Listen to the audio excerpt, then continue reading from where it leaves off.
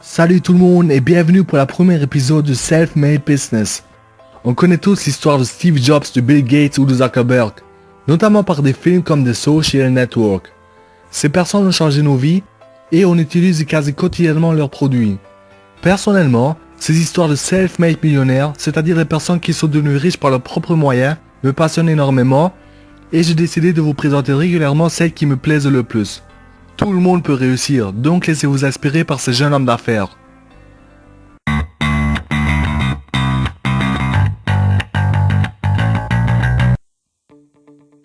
Ingvar Kamprad, désolé pour la prononciation, est né en 1926 dans une région pauvre en Suède.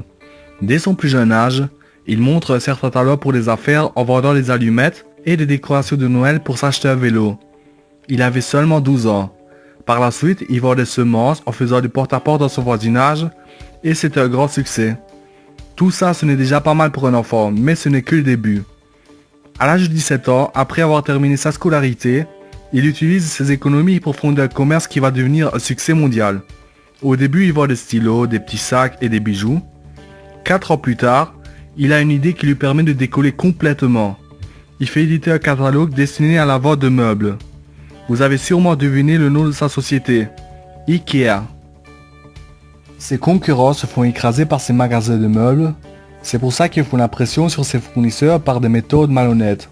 C'est ainsi que Ikea a commencé la production de ses propres meubles pour ne plus être dépendant des fournisseurs.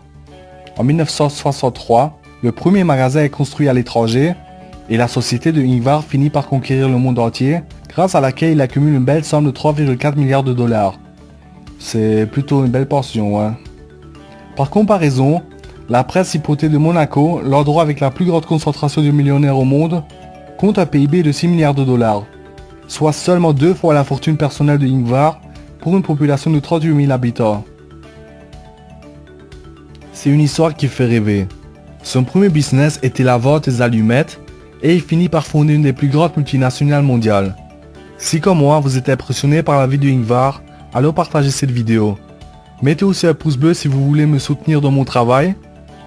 Ce qu'il faut retenir de son histoire, c'est qu'il n'y a pas d'âge pour commencer une affaire. Ne vous laissez pas décourager.